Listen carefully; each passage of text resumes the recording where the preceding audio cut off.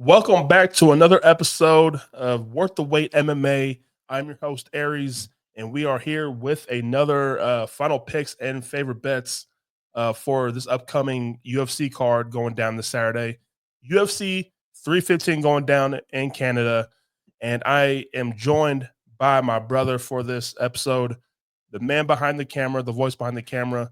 When we do these big cards, even on some fight nights, we may hear him. But what is up, my brother? What's going on, man? It's Drew Era, and it's Belal season again, man. It's been a while. We might have to remind a lot of It's people, been a while. you know, Remember who been on Belal since the beginning, y'all. Remember who been on wax telling y'all. Drew has been riding with his man a few breakdowns now. There's a couple champs that I've been riding with, man. And DDP, like we're getting into my guys' seasons. We're definitely going to yeah, it's gonna be an interesting breakdown. And I'm seeing too much disrespect on the champ here, but what did we just come off of? Oh, UFC Des Moines, Sandhagen and Biggie. Oh, you know what? I do, if you don't mind. Yeah, let's just give some recapping a little bit. Look, another one that I've been on, RDR. Yay. I got to think for submission fighters, man. I got to think for throwback submission fighters. And he didn't even need it. No, the body work. Brother, I don't know if you were, so I'm at work and I'm watching and I got a couple of the people juiced up with me. I was building it up. Like, yo, this is the, and one of the other guys, he knew Bo Nickel. He don't even watch MMA, but he knows Bo Nickel. So that's kind of lets you know. He's like, this that wrestling guy, right? The Bo. And I'm like, yeah, man. And he's like, yeah. It's like, I heard of this dude. So I said, well, watch this. So I start striking. He started hitting body shots. And I noticed, I said, Bo's hurt. He said, what you mean? I said, brother, watch the way that his defense, his hands keep dropping. And you notice he keeps working that body, his hands keep dropping. I said, he's either going to go high on him or the body shots are just going to take their toll. And next thing you know, bop, bop, that knee, he was killing him with the knees to the body. And it looked like Bo, you don't say quit, but it looked like he was like, oh, yeah, next time. This shit's for real. Next time. Yeah. Like this one, I'll take the L here because I haven't felt this before. But now I know, oh, yeah, no, there's levels now. And I loved it personally because he's gotten a little bit too mouthy for me. Like, brother, you say you would do with Hamzat? Are you crazy? Like, I think he got humbled, and then to go on Ariel and be like, yeah, you know, like trying to be like his response was so corny. Like, these people don't have anything better to do. Like, brother, you were the one talking. You were just talking the biggest shit. Like, what do you mean? And now you want to say like, God blesses them, and then like what? Come on, man, own up to that, bro. Own up to it. Hold it. Yeah. Hold it, man. Don't go back now. It's like, oh, you guys are just, or these fans are just like, come on, dog. Jamal Hill, you now have company. Okay. You now have company. Israel Adesanya, you have company. Marty Fake Newsman, you have company. Like, yeah, get this guy all the way. He has to bounce back in a major way to be taken serious again. The UFC will do its due diligence of bringing him back down with the opponents, giving him some crappy. He didn't even get a number next to his name yet. No. This is the big hype, like superstar talker wrestler, and he didn't even get. He got what was RDR 11 or 12, something like that. Like he was outside of top 10. You couldn't even beat that. I mean, you were struggling with Jamie Pickett, bro. So, I mean, not struggling, but I love to see that. Yeah. So humble pie, bro. But for the picks, I went 6-6. It was a nasty card for a lot of people. I mean, yeah, it was nasty. You hit your home run pick though. Oh boy. So you hit the home run pick, and that's what sometimes that's all you need if we're being real, y'all. I got ended up with +2 something units on the night, what saved my ass was me with the Daniel Rodriguez knockout, Yep. and almost came in the first. Ponzinibbio weathered the storm, but he got back in the third, and it was plus 425, and I had 1 unit on that. So I knew the boxing wasn't gonna let me down. And then the other bet that I hit was Montel Jackson by decision. I think that was pretty easy money right there. So yeah, man, got another plus positive night for the bets. I'll take it, especially What on a greasy card like that. What do you think of the main event? I felt bad for Figgy, man. I was feeling bad for him this whole week leading up to the fight, but seeing how it played out and how he got injured with that fight, yeah, I felt bad. I feel really bad for this guy.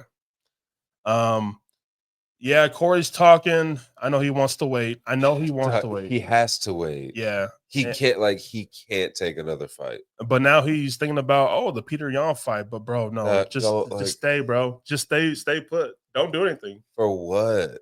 You're gonna ruin your chances again. For what, bro? The risk is too high.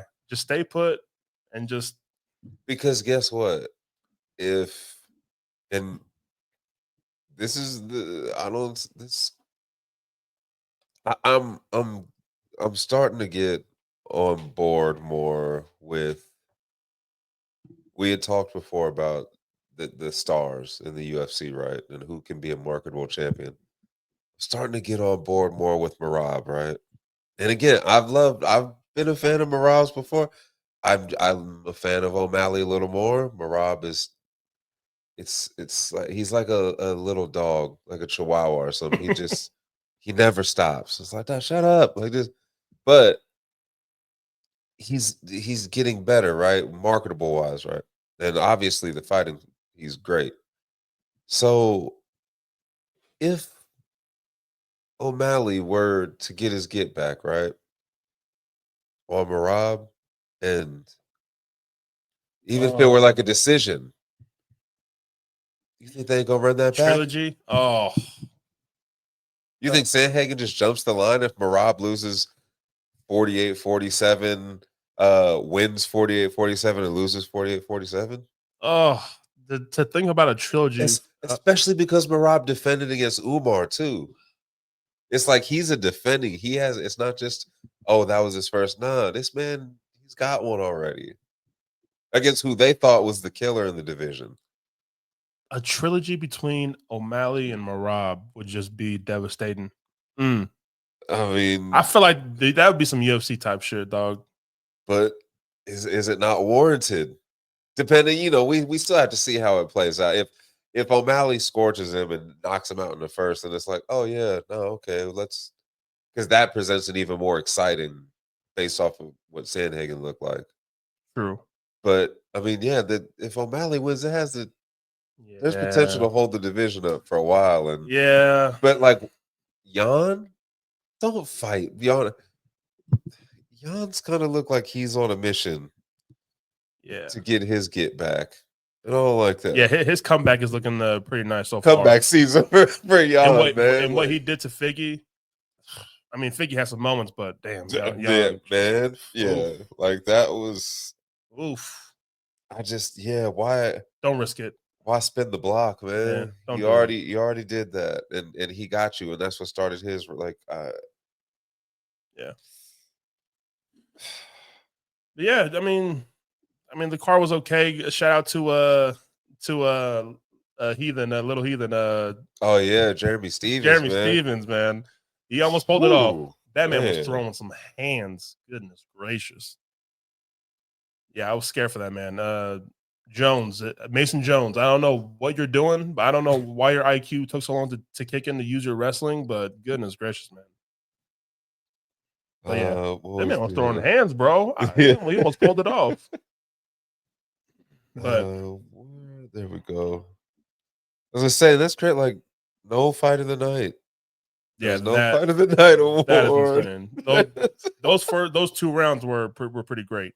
That's what I'm saying. Like you couldn't even throw him a bone on his fight back in the UFC and back in Iowa. So nah, get the hell out of here. We're good here. Like damn, bro. Get your ass out of here. Come on. Uncle Dana wasn't playing that shit with him, man.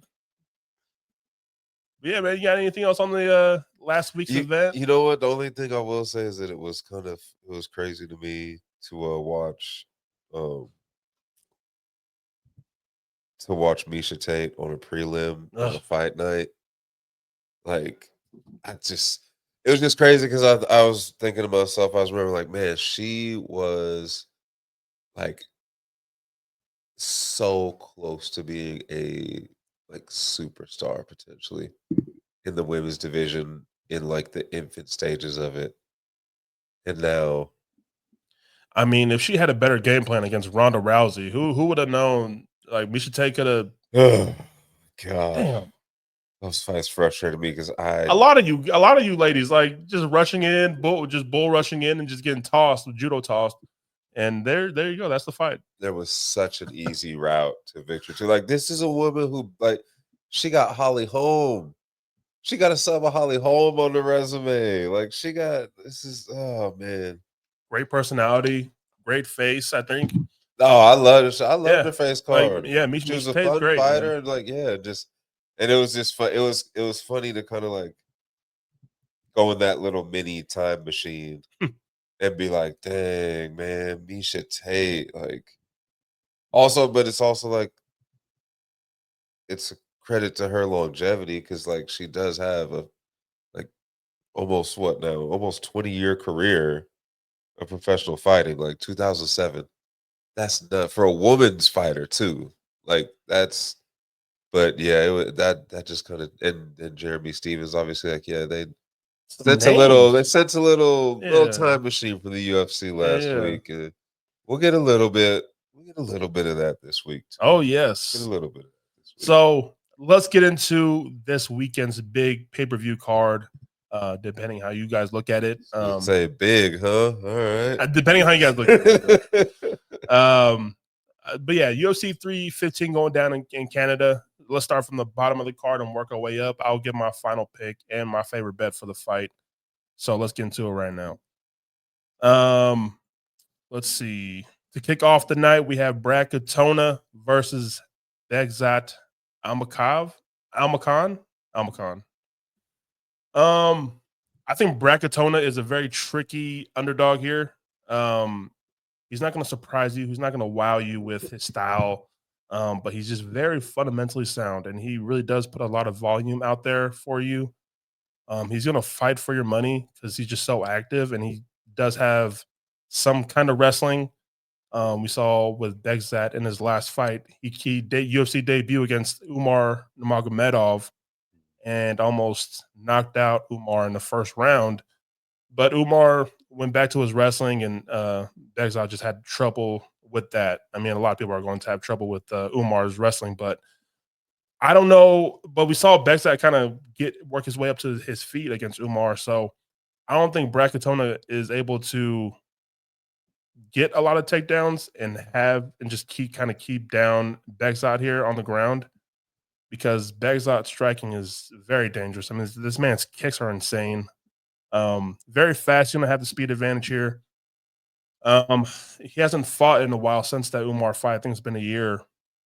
Um, it's this fight's almost like the the big moments versus like the uh um almost like the person that just keep on going, Just just the steady, the yeah, steady person here. slow and steady wins the race versus yeah.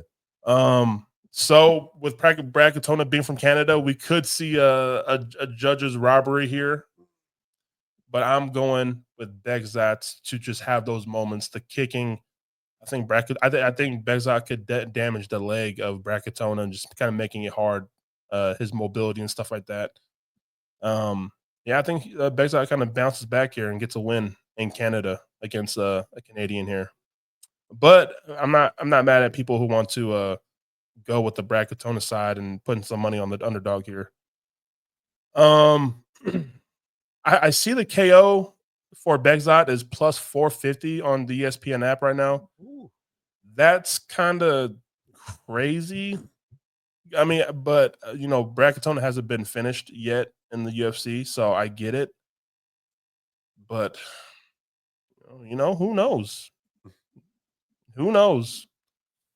But Brad Katona has been rocked. He's been rocked a few times. So his chin is he's not like indestructible or whatever or indestructible. Um, mm, but to play it safe, I'm gonna give my best bet. I'm gonna go Begzot by decision here. I'm looking at that plus money too. So that's some good value right there. Next fight, we have Daniel Santos coming in on short notice for this fight. He came in like a week and a half short notice, facing Ji Young Lee. Now, Daniel Santos is going up to 145 for this fight. He is not a featherweight at all. He's a bantamweight, but he's a kind of a small bantamweight as well. So he's going to be very, very small in this fight. And Lee's going to have a big size advantage, a reach advantage. But it's hard picking against a shoot the box person here, a fighter coming out of that gym. And I don't have the biggest faith in Jiyoung Lee, but just because this is at 145 and Santos is not a natural featherweight, he's just going to be so small. And I think there will be some clinch situations here where Lee is just going to be too big and overpowering Santos. I'm gonna go with Lee, but I'm not too confident in the pick.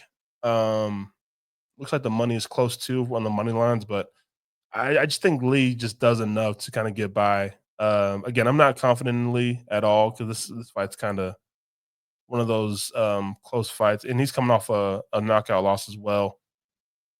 But yeah, give me Lee. I think the money line is part of your safest bet here. And he's at minus 120 that I see.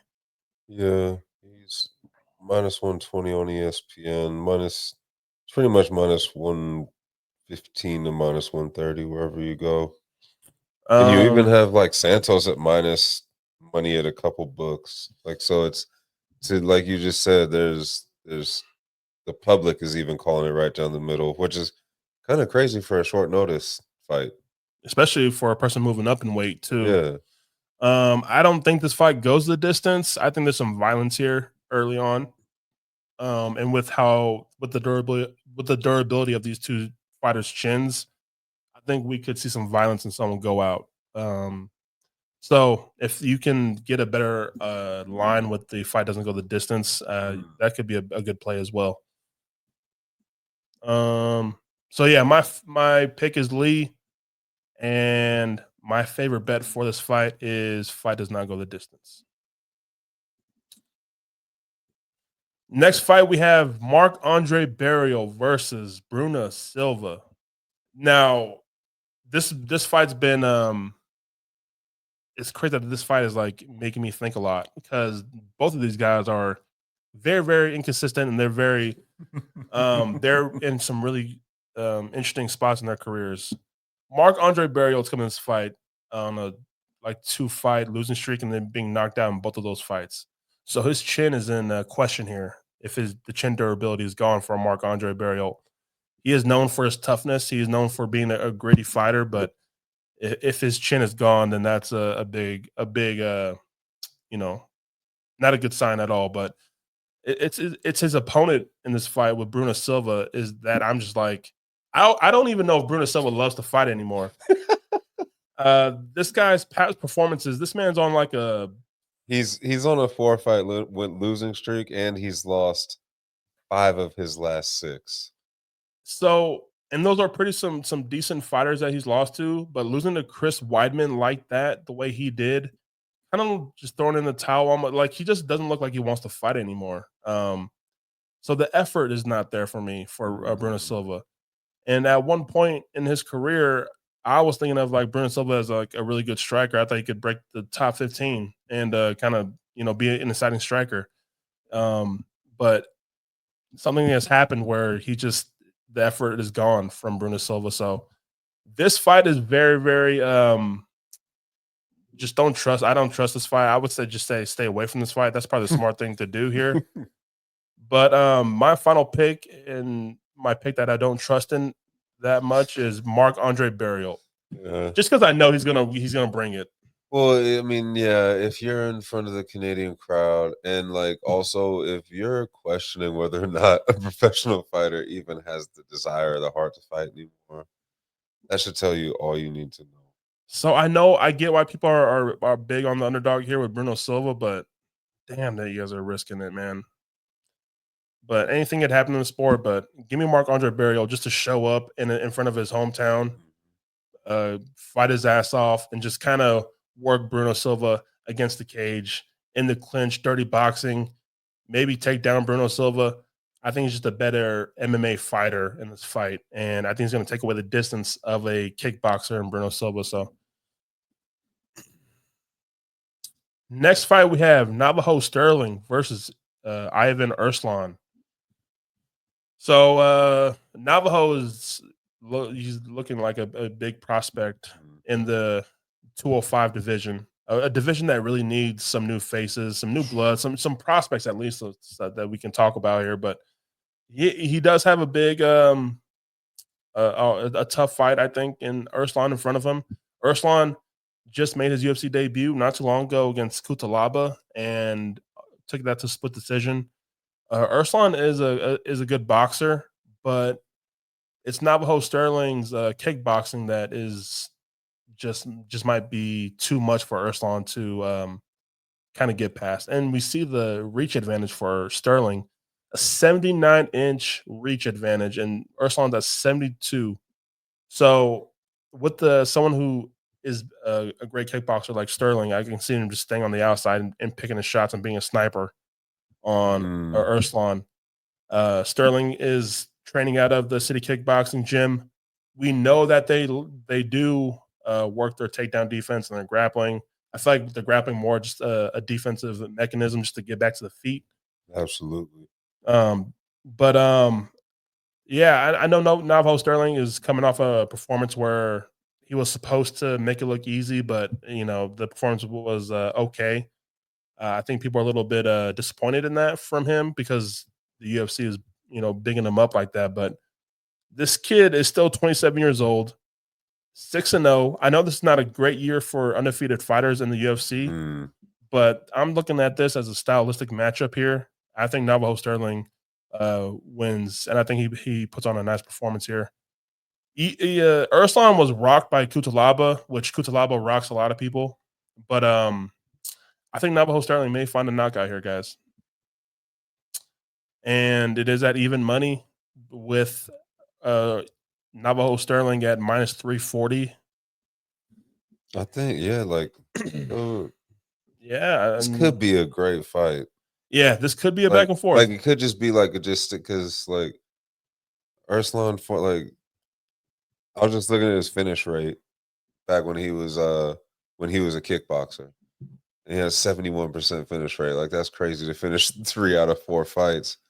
So like yeah, there's potential for it to just turn into a straight just like, yo, let's Or just stand and bang. Or it could be everyone gets tentative mm, and they're scared. But like I think we got potential for it to be like a really, really steal the show kind of fight. with how Ursan fought in the Kutalaba fight, I think Ursan will be the one who kind of brings the fight to He'll be Navajo the Sterling. aggressor. It Yeah. makes him fight and brings out the fight in Hmm. Navajo Yeah. Sterling. Yeah. Give me Navajo Sterling to win. My favorite bet is under 2.5 rounds. Mm. Give me the under. There's a plus. I see there's a plus sign there. I see him plus 135 on the under. Give me the under. Next fight, we have another one. Another head scratcher where I've kind of just like I've been thinking about a lot, bro. And I've been going back and forth with this one. We have Modestas Bukauskas versus Ian Kutalaba. So again, two fighters that are very unreliable when it comes to fighting. Um, it may come down to IQ decisions and what they do. Ian Kutalaba is a very, very wild man. He puts himself in some terrible positions in his fights. You just never know what we're going to get out of Kutalaba. Modestas Bukauskas, though, he suffered that terrible injury to Khalil Roundtree, who kicked his damn his knee in off that oblique kick. Ugh. I still remember that shit was nasty, Yep. bro. Mm. But Bukowskis has bounced back nicely in his second run in the UFC. He is on a 2-fight win streak. He did run into Victor Petrino, and Petrino does have power, and he got knocked out by Petrino. But other than that, he's kind of looked good in his second run in the UFC. 1-1. The kickboxing is looking nice. The hands are looking nice. I hear that he's working with Tom Aspinall and training with Tom Aspinall, so that's a good sign. But something about Kutalaba, and I know a lot of people are just not high on Kutalaba, and I totally get it. But man, Kutalaba, when you pull back everything and you just see it for what it is, I'm seeing a fighter who is kind of taking his career seriously, mixing in the wrestling.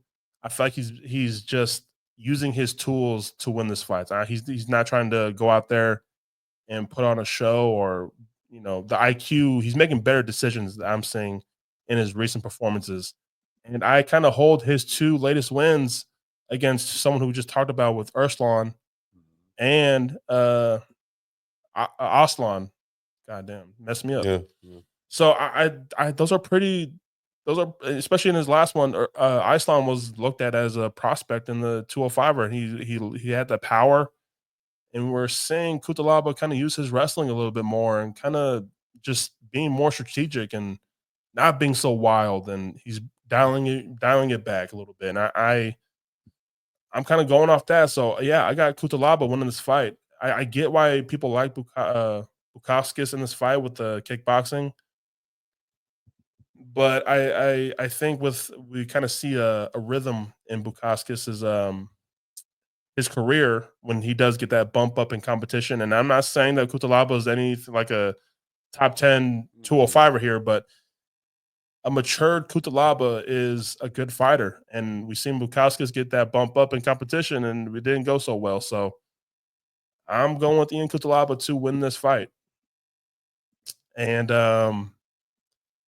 looking at Yeah, another one that across the board, just depending who you bet with, depending on who you like, that's where the value is. But you're not gonna find mm, you're not gonna find any dog money on Kuchalaba. You'll find some minus money on Bukowskis, but not on Kuchalaba. So and if they're giving us 2.5 rounds, I'm taking the 2.5 rounds. I'm going under 2.5 rounds, man. I'm going under again. I think there's going to be some looking for violence. finishes. Yeah. So two of these people are Bukowskis and Kutalaba.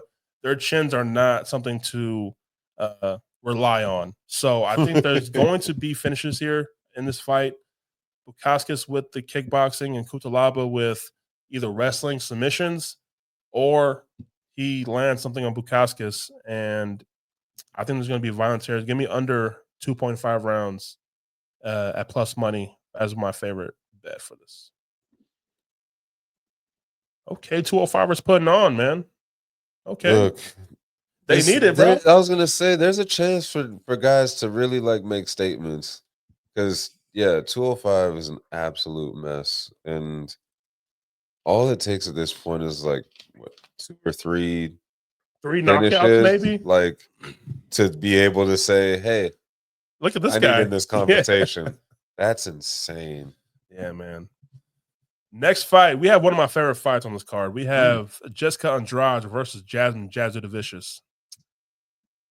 Now, the tempting part of this was seeing that big underdog plus sign by Jessica Andrade, but I didn't let that fool me. I stuck to my guns, and I'm not gonna fade Jasmine anymore. I think Jasmine is a tough mother effer in this women's flyweight division. Yes, her stand up and defensive striking is not that good. It's kind of needs some work, but her offense, her pressure, her grappling is nasty. Her ground and pound is nasty, and she really loves this shit. She really loves fighting, and her in Canada, it's. I think it's over. Again, I know Andrade has the power and she has the striking. 33 years old. I swear she wasn't 33, man. Dude, I thought she was my age, bro. She's been in this She game. seems like she's been around for. Holy moly, 33. But Jessica Andrade at flyweight it's not her division. She's too small for these ladies up here, man. I wish you got disciplined and just try to work it out at 115. I know it's a tough one, but flyweight is just not working for her. And we've seen it time and time again with her performances of she tries to bounce back to strawweight and she just can't find the right weight class. So Jasmine is a big flyweight, and I think it's going to look like that. She can even climb the back of Jessica Andrade because just how short she is to compare it to Jasmine's size. She can climb the back. I think she's going to have her way with Jessica Andrade, and we've seen Andrade struggle with grapplers in the past. I think Jasmine's going to show out in Canada in front of her people. Give me Jasmine to win, and I got it by submission. So that was gonna be my kind of lead into my question for you on this fight. Is this is a push, yeah. Jasmine wins. There's got to be a push behind it, right? I think with this setup with Jessica Andrade, yeah. Like this is That's what this is the fight to put her up and be like, all right, here we go. Let's see if we got something here. All right. Yeah, I'm tired of like fading Jasmine. She just always proves me wrong. And I think I'm done, man. I think she showed me in her last few fights, actually. Let me see. Bueno Silva. Oh yeah, I admire Brenda Silva, yeah. And De Silva. Ariane De Silva. Ariana Lipsky. If you guys don't know, but yeah, the way she won those fights, I'm just like, I'm sold. I think I'm sold on just a dog in Jasmine. And if she can tighten up the striking defense a little bit, I think she'll be a dangerous fighter in the women's flyweight division. I know she's 36 years old and kind of getting towards that age cliff a little bit, but I think she's got a lot of dog fight left in her. So, and with Andrade, she was just fighting in court with divorce, and like she's over here just taking fights just to make money. Like it's not a good look, man. Like, ugh. That's not. You're right. I see Andrade. The lack of focus. I see Andrade trying to do everything, taking fights, start OnlyFans. Like, I feel bad for her, man. Yeah. All right, next fight. I think Drew hates this man, but we have Mike Malott. Fucking Mike Malott. Every time I see this dude name, bro, exactly what I thought. I was just like, oh man, a freaking Mike Malott fight. Here we go. We have Mike Malott fighting Charles Buffalo Radke. For you guys don't know why for that reaction out of Mr. Drew. 3 seconds, Mr. Neil Magny and Mike Malott. My guy Drew has some money on Mike Malott versus Neil Magny, and had a huge. It was just I just needed it to go the distance. Yeah, just basically just survive. I just needed it to go the distance. I remember. Yeah. Oh man. Then Mike Malott with 3 seconds left. Neil Magny. Oh. Forever in mind. We thought we were cruising too. Brett, look, we were. We were 3 seconds away. We were running with the football, about to score a touchdown. We were at the 3-yard line. Reached out, reached the ball out to score a touchdown, and yeah. I felt like I got the wind knocked out of me. That was crazy. Man. Oh, Mike Malott. Anyways, so people are very, they're talking about when they're breaking down this fight, they're talking about that Neil Magny, and it's a big thing. Losing to Neil Magny in 2024 is not right. I don't care. I don't care, man. Losing to Neil Magny and getting finished. Oh, come on, with man. 3 seconds, he caught you. What are we doing? Then it's his following fight with Trevin Giles to where he looked so gun shy, and it looked like he was just trying to play safe. And I get it, coming off a loss, you're a hot prospect, and you just want to get a win. but that doesn't sit well with people watching the fights. And he's a very talented fighter. The striking. Now the big question is the cardio, as we saw.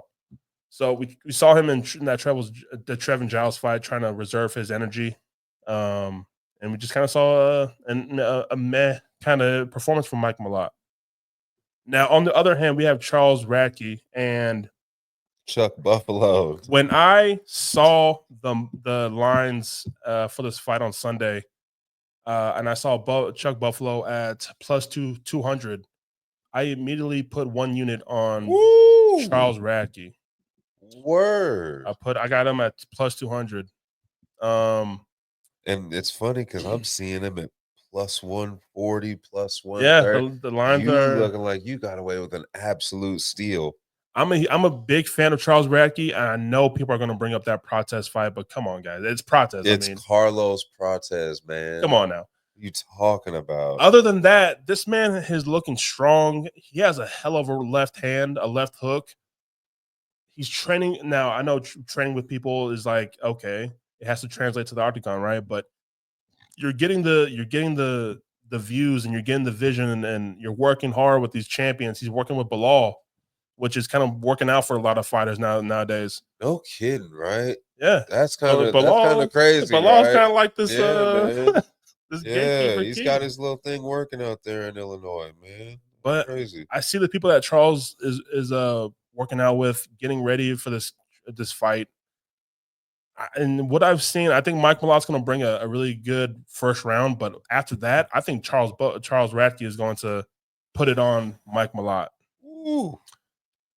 Yeah, the cardio worries me, but I think Radke is going to bring the fight to Mike Malott. And yeah, so you brought up Protez, right? Just look at the two reactions from Magny getting from Malott losing to Magny and getting knocked out, right? And Protez knocking out Radke. What Radke do in his next fight? First round knockout win. Came right back, first round knockout win after getting after that knee from Protez. All right. Malott comes back and he's gun shy. And he seems slow on the get up. Like, if you think for a second Radke ain't gonna come out ready and aggressive, like, come on. And the thing with Mike Malott is this man was getting touched up by Mickey Gall. I mean, Mickey Gall was putting the mitts on Mike Malott before he got the finish. So that was your critique. I remember that being your initial critique of Mike Malott, was bringing up that Mickey Gall had touched him, that Mickey Gall had pieced him. So I know Mike Malott has the names on his resume of like who he's beaten and who he's fought. I get it. And I know he's a well-rounded fighter. I totally get it, guys. But I think Radke, I don't think we've seen the best of Radke yet. And him training with the people he's training with, I think he's going to put on a great performance in Canada, man. I think we're looking at an upset here. He has the power, and if Mike Malott wants to go the wrestling route, Charles Radke is ready for this. He's ready for the mat. He can go to the ground. And what's up? Like Radke is going to. I'm huge. I'm big on Charles Radke, guys, as you can't tell. Yeah, I mean, me putting one unit on this man should tell you enough. So, and the fact that the number that you got him at plus 200 already dropped now to plus 140 to plus 150, depending where you get it at. Like, that should tell you all you need to know. The public has obviously jumped on board with you. Damn. So what I'm saying just on the ESPN app is by points is plus 500 for Charles Radke to win.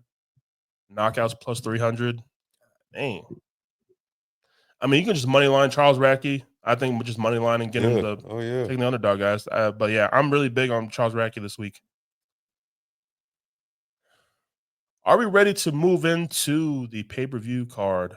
Yes, sir. Man, it's a shame that Joel Alvarez dropped out of this fight card. It was supposed to be Benoit Saint Denis versus Joel Alvarez, but instead we have this man named Kyle. That line is crazy too, man. Oh my gosh. Oh boy. Prepelic. Kyle Prepelic. I've never heard of this man before. So I'm sorry, Kyle. I'm sorry, man. I've been watching the UFC for a long time, but I don't remember you. You and your family. I don't remember. I don't ever remember seeing you, dude. I'm sorry. But I mean, BSD round one. Well, I mean, what is that looking like? I mean, I can hear. Let me get your numbers. so Run it down I'm fast. happy in this aspect for this Benoit Saint Denis because Joel Alvarez was about to whoop this man's ass. Yeah, facts. Joel Alvarez is nasty, and I think he was about to just um, you know, give another hard loss to Benoit Saint Denis. So I am happy that Benoit Saint Denis gets a good bounce back, and I think he's going to show out and have a good classic BSD finish here. Um, Kyle stepping in on short notice. I'm just, yeah, I don't know, man. I didn't even watch tape on you, so no disrespect. I'm sorry. I just, but it's BSD round one, maybe if whatever that line is showing. But Let's say they don't even have a method. They just have straight money line. They don't have any method of victory on Caesars. They're like, nope, we know how this is gonna go. We're not gonna give away free money. I'll chill out. so yeah, just skip this, guys. Like I think the lines will be juiced for this fight. So yeah, Absolutely. just stay away. Enjoy some violence. Next fight, we do have an entertaining women's flyweight fight though. Very, We very have Alexa Grasso versus Natalia Silva, former champ. former champ, making her, her first fight, losing the belt. Yeah, this is her first fight since was that Noche, Noche? yeah. Yeah. Wow. I know Grasso. I think she was dealing with an injury. I don't think that's why she was sitting out, but she's back, and she has a really tough opponent in front of her, man. So I posted my take about this on Twitter, but I'm a Grasso fan, guys. I love Mhm. Alexa Grasso. She has a really good boxing style. Really plots, flat footed, but I think she has some great boxing, and she's really rounded out with her BJJ. But with the movement and the footwork of Silva in this fight, it's going to be hard for Grasso and her style to find Natalia Silva in this fight. It's going to be hard for Grasso to get off her power punches because Silva's footwork and her movement is just so much. I see Grasso. If Grasso's not working on her footwork to cut off the cage and find her angles, it's going to be a long night of Grasso maybe chasing a little bit and Natalia Silva being a counter puncher and just sticking on the outside with kicks. But once Silva just settles down and stops moving, that's when those fast punches kind of come through. I don't think Alessa Grasso has that speed that Silva has to kind of just keep up with the output. Um, like yeah, Grasso could catch a kick, and what happened with Shevchenko, her stealing the bell and kind of just jumping on the back. It could happen, but Silva's really she's kind of great everywhere. So this is a really really tough fight, and the line shows for Grasso plus 210. But this is a tough fight for the former champ here, coming back after losing her belt. Well, after the way she looked too. That too. I remember we were watching that fight and it just was like, and I had Valentina and I was still just like, what is The, like, she just looked flat. The takedown man, defense looks just bad. man. So if we're just leaving this up to a striking fight, that's even tough for Grasso. Yeah. Yeah. So the footwork of Natalia Silva is going to be the thing here that kind of wins her this fight and just kind of keeps her distance, uses her kicks, and when she does settle down, she's going to be too fast for Grasso, I think. So give me Silva. Mm. Um, yeah, just give me Silva by decision is my favorite pick and bet. And a title shot call out. Yeah, it's about that time. It's right there. I mean, this card is interestingly stacked up for the division for the women. There's a very clear intention of setting up future fights for the women's division based off of this card. Oh, the King of Rio is back to Canada, baby. Man, talk about another guy who's just out here taking fights, man. Like, We have Jose Aldo Jose. versus Ariel Helwani Zahabi. Um, yeah, I'm not too high on Zahabi. I know a lot of people are this week, and I know he's a very popular underdog by a lot of people that I do watch and respect their opinions in the game. Um, I think this is going to be just a pure striking match. This may be just a chess match of striking here, and the King of Rio hasn't given me uh much doubt to kind of fade him in that striking. He's 38 years old. I get it, but he still is looking fast and strong. Now, I hope he would bring back some kicks. He's kind of gotten away from his famous leg kicks. Mhm. The older he gets, and kind of sticking to the boxing in his hands and the body work. But I would hope he would bring back the leg kicks for this fight. Zahabi's a good striker. I think Zahabi will find himself being a counter fighter, a counter striker this week. But I'm just too. I'm just if striking for striking, I'm going to take the OG and Aldo. I think Zahabi is going to be, him and his brother, just a genius of a coach and the great Absolutely. mind. The God, yes.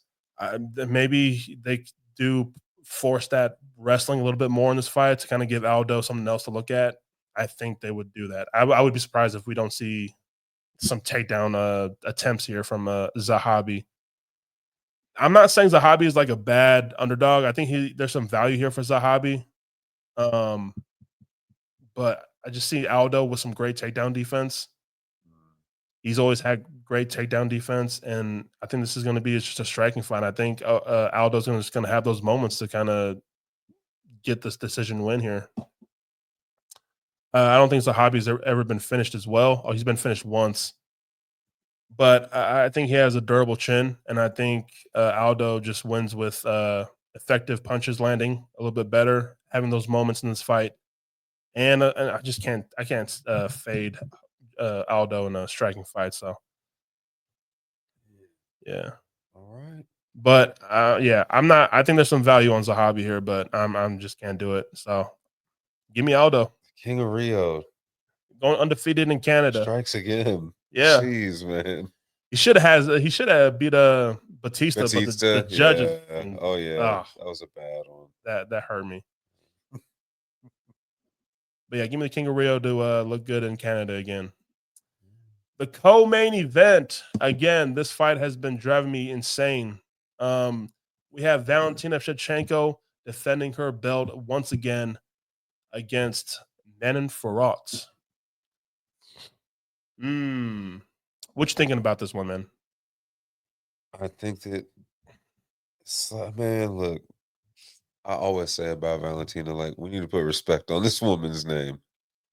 This is the only woman really who's given the greatest women's fighter of all time hell. Two times. That's what I'm saying. It's giving her hell. Like, the only one to stand in there with her 8 rounds. They've been in the cage for 8 rounds, and like, yeah, gave her fits. Took rounds off of her. Like took decisions off of her. Like split this. Like it's crazy. Uh, and here we are again. Like she runs through everyone except for Nunez, loses the belt to Grosso. Like you said, jumps. It was a crazy like fit. Then they fight to the draw. Then she comes back in the third fight, and again, Grosso fought just really confusing. I was confused. It was just a very like, but also Valentina made it that way because she's probably. I don't think it's crazy to say she's probably the second best women's fighter of all Oh time. yeah, for sure. Like, I don't think that's crazy, right? And it's like I asked you before. We always talk before we go on and record and stuff. And I asked, like, where's just show me what Virat does better and give me that path to victory, and I'll concede it. But I don't see it. And you told me like it's there's no she's not better than it's if everything is neutral as far as the skill sets go, then I'm taking the second best fighter that I've ever seen do it and who is still out here doing it at the highest level. Like if there were doubt, it was gonna be last fight because you want to see after the loss and then after the draw. Mm. All right, well, what's the bounce back gonna be? What kind of nah, we're there. Like I have no reason, much like you with Aldo, and with I have no reason to doubt that Valentina's going to let me down just because we have someone who's on a winning streak and flag a winning streak that, by the way, like, can we Let's dive into like, this. come on, like, it's not, we're not out here steamrolling people and finishing fights. She's winning, and that's all that matters, obviously. But like, let's get it twisted. We haven't seen a finish in 4 years. Tabitha Ritchie, Myra Bueno Silva, which we know Myra Bueno Silva can't give up. She's not, Jennifer Maya, Caitlin Kevin Chukagian, Chukagian, like, Rose Namajunas, who broke her hand in that fight, but I think Rose looking good for Rose moving up in weight class and fighting Farad. I think she held her own for yeah. and then Aaron Blanchfield, who is more of a wrestler and doesn't have that striking. Now, Farad showed that she has good takedown defense, but I don't think Aaron has that threat of a striking to threaten with the takedowns. Like, it was plain and simple what Blanchfield was going to do. You knew the game plan. Absolutely. Like, there's, you said no secret. Farad doesn't have that power that Grasso has and kind of rocked Valentina in two of those fights. So I'm not scared for the power. Yeah, the output is impressive from Farad, but I think Valentina, if she wants to throw, she can throw too, faster and more accurate. What? And a clip that's going around right now, which I know it's just a clip, but we can just take that and kind of run with this here, is Farad was getting tagged up by Blanchfield on the feet and just kind of eating punches from Blanchfield with like no defense, kind of just closing her eyes and just like trying to just hug her. Now, if you do that against Valentina, you're going to sleep.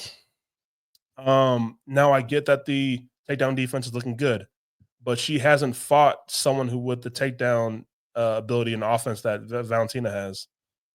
I know I said Manon Farad earlier this week, but my heart has changed and my pick has changed. I'm going with and still Valentina Shevchenko, the bullet, to have a successful title defense. And I think Gonna watch her do that dance in the yeah, cage afterwards. she gonna bruh. dance It's on gonna your be ass. the Yeah, man. Like I'm not singing. I'm what I'm saying and what I'm taking away from that last performance from Valentina against Grasso was her wrestling's getting better. Like absolutely. people Yes. want to pick that apart like it's bad, but okay, well, why is that such a bad thing that she's showing off the versatility in her style? Like, so the takedowns are the wrestling's getting better. The striking has always been there. Yeah, give me Valentina to have a successful title defense and the underdog, and which is disrespectful. So wild, man. Against Farad, who hasn't really proved it to earn this favorite spot. So it's kind of crazy. Yeah, give me Valentina, man, and still. Yes. All right, man. Main event time. We have Belal Muhammad versus Jack Della Madalena. Your boy, man. I love Jack. You've Della, been on man. for every, as much as I talk about how I've been on Belal, you've been on JDM for the longest, man. Love that guy. I think since let me see, who was his Maviv or Pete Rodriguez was the one that kind of like the one that put him on your radar. I was like, oh, okay. And then his next performance against Ramazan Maviv is when he finished him. I was like, okay, Jack Dell is that guy. But yeah, brother. What are you thinking here? What are your thoughts for this main event? All right, so I got a couple things.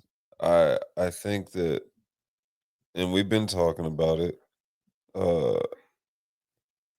There's a lot of JDM love coming on this week. There's a lot of Belal hate always, but especially coming on this week. Just resurfacing of the Leon fight, which anyone who sat and watched that fight, was complete domination. It was absolute that man's ass. domination.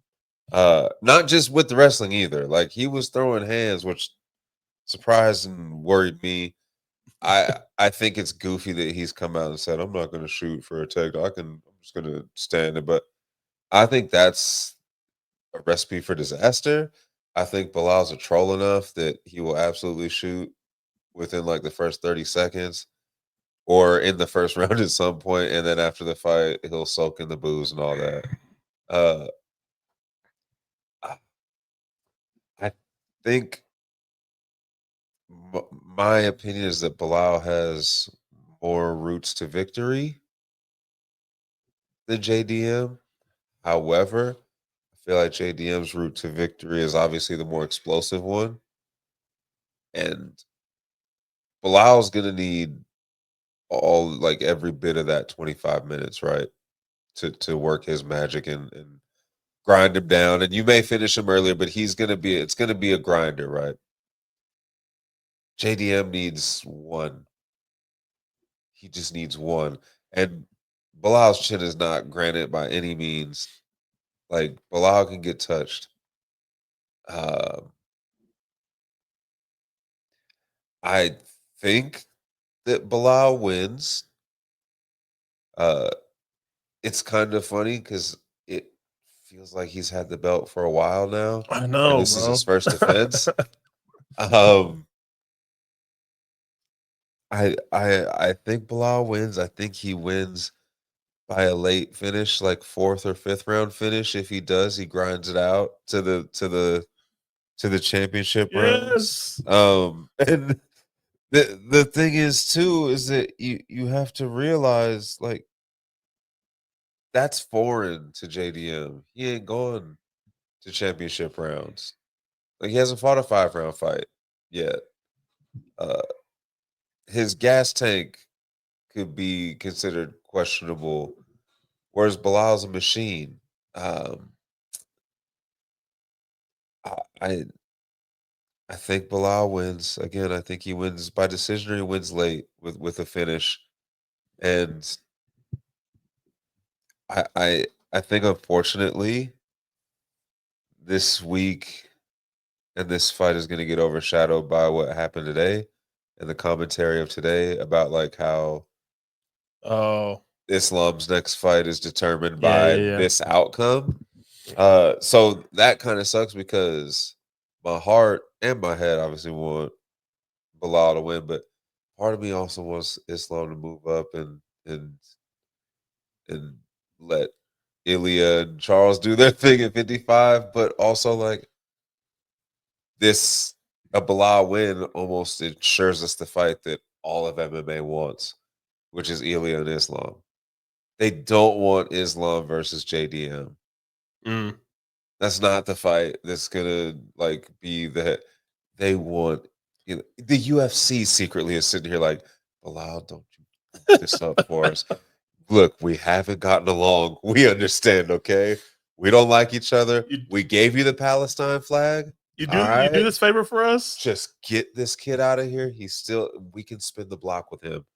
We'll find a way to make it work because he's stepping in for Shavkat and all that. Like, brother, just get this done for us because we can sell the International Fight Week. It's over. It's a wrap. Our Super Bowl is saved. And that's what we talked about the last time we sat down Mhm. together.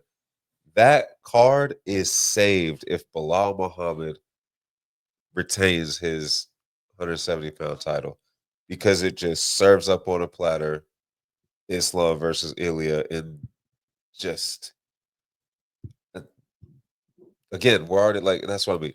It's already begun to overshadow. I mean, and that's kind of what it's been with Bilal, right? This He's is one what of the most disliked champions that hasn't even defended yet that took the belt from a guy who was yeah. exactly who when we go back and we look at history and we look at Leon's reign as champion, I think I'll remember it more as like, oh yeah, he's the one that stopped Usman. That's But it. that's really it, Yeah. right? That his pep talk his dad's And the pep dad, talk like Leon, go which again, that's forever. and that head kick is Forever, right? like his thing. And then obviously with Leon, I always think of him just walking over, just doing the That gun, like, hard. which is That's but crazy. I love it. but and it was cool that he was champ, but also like this, it was we went into this kind of haze of boredom at 170 when Usman started to spin the block on people he'd already cleared out, right? And the fact that Colby Covington was still, like, and even now, you see the bullshit he's doing with the food Oh no. Oh, with Usman where he did that stuff where he's like, I hid, or with Bilal's food, he's like, I hid Bilal's food, and he's like, bro, I'm like, what are you talking about? Like, I'm not in Vegas, you idiot. Like, it's just 70 got really boring and just like, oh, great, another. And now 70 has such potential to be a really exciting division going forward. And it's just, look, man, Bilal's he's got some hitters coming after him. brother, Jack Della, Ian Gary, Shavkat. Like Shavkat was supposed to be this fight. Yeah. That's crazy. Even Protest just lost, but he's still dangerous. Like, you think they ain't got a push coming for him? Come They on knew what now. they were doing. Brother, Buckley. Buckley. I hate to admit that. Who's about to fight Buckley's Usman. coming, dude. Yeah. They're going to make me root for Joaquin Buckley in the Lord's Year 2025 because he's fighting Marty Fake Newsman. 170, man. Like, 70's got some dogs coming up. 70's going to be a fun division. I hope that if Belal gets him up out of here so that you can say, all right, now we can focus on Belal in these fights and not worry about Islam coming up to 70, which that's exciting too. If that ends up happening, Islam in all those fights is obviously probably far more exciting a prospect than Belal, obviously to the UFC and to the public. But like, bro, y'all got to start backing Belal sooner or later because he's your champ, and there's a lot of great fights to make at 70 that you're gonna have him as the headliner for. So let's get to it, man. Get on board, Like, let's get to it. Let's stop acting like, and he likes being champ. He's got a mouthpiece. He talks his shit. He's got jokes. He's got witty comebacks. The whole, again, like that. It's always fun when a champ and the UFC don't get along all the way. It's always fun like that. And Belal, the UFC hates his ass, man. It's like, I think that if you gave him more push and you put more for it, you would realize like, oh no, there's a personality there. There's fun there. There's a good story there. The story is, I love the story, man. There's a good fighter there too. And now, like, even you talked about, now you're starting to see Belal in people's corners. You're starting to see him walk the cage with people. You're starting to see him coach and stuff. And to me, that's even more endearing. And it makes him cooler and even more likable to me. And I'm just waiting for that put in. Full disclosure, been a crazy week. This is the first I haven't got to the embeddedness stuff before because I love that. I'm gonna get to it probably tomorrow, and like, I hope that the UFC does right by him, and I hope that they give him some camera time, the backstory, the everything that he has earned and that he deserves as the champ of, again, a division that could be carrying the UFC with excitement for a long time going forward. Guys, JDM is 28 years old. Like, these people are coming up in 170. They're still young. Like, there's a reason they did IMG versus Protest, because no matter who lost that fight, there's still the road to filter them back up towards a title shot. And Sean Brady, I'm not going to forget about you, but sorry. But yeah. Come on, man. He ain't moving the needle. He ain't moving. And I don't trust him against any of these dudes. That Leon fight does nothing for me. But again, it's going to be Jack Della's boxing. He is good on the ground as far as like defense, getting back to his feet. He does scram well and get back to his feet, and we kind of saw that against Gilbert Burns when he finished Burns in the third round, which is insane. I know Belal isn't the best, like, on the top in guard. We've seen Leon get up, and we've seen people get up from Belal's guard and him on the ground. So Belal's going to have to work for 25 minutes to get this fight to the ground. But I think people are sleeping on the growth in his hands. Now, I get that it's a joke right now, the Canelo hands. Maybe it's not that. Maybe it's not the Canelo hands, but you mix in the wrestling with his growth and the striking ability of Belal, he's dangerous. What if he fakes to shoot on you and you go down and he just uppercuts your ass? Yeah, you're going to sleep. So with Drew saying that the late finish, I'm looking at a plus 1,000 KO TKO. Sprinkle it.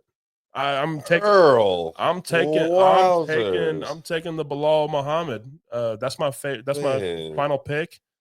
And I'm gonna sprinkle something. That's not my favorite bet of the fight, but No, but it's again the but value. the value, We're guys. looking at value here, people. Jack Della in 5 rounds, we haven't seen it. Hasn't gone the distance. And he hasn't fought anyone with this style of wrestling and the pressure that Bilal brings. And with Bilal growing in his striking and continuing to grow in his striking, he may just have the hands and find the angles that kind of finds JDM's chin.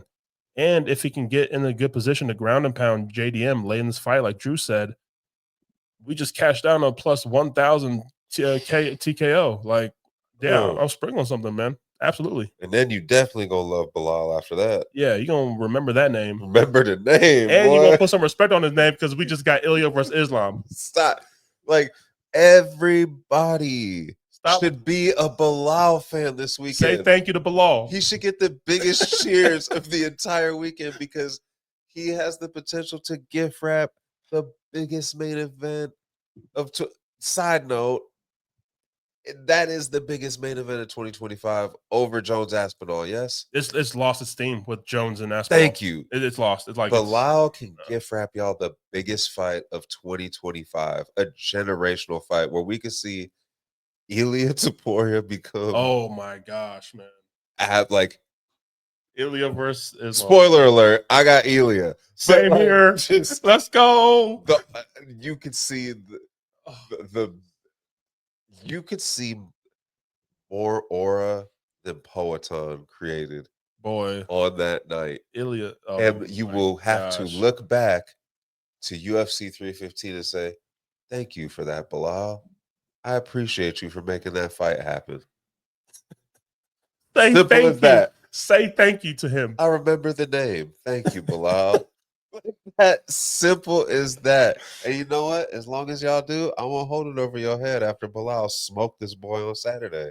All right. And still, baby. And still. We have both champs keeping their belts on Saturday. And earning some respect, by the way. Because like two highly disrespected champs. And Valentino will never understand. I've never seen two challengers trying for the belt get so much respect off. Like I get that they're good, but they haven't proven themselves like that yet. They're fighting some really good champions, so it's kind of crazy. But yeah, that's the episode. I will go through my final picks again, and so let's start from the bottom. We got Elmakayev. Oh, not Elmakayev. Elmakan. Sorry, that name is just tricky. Elmakan. We have Jiyoung Lee. We have Mark Andre Barrios. I have Navajo Sterling. Taking Ion Kutalaba. Gives me Jazz Davicius. Give me Charles Radke, dog number 1. Give me Benoit Saint Denis. Give me Natalia Silva.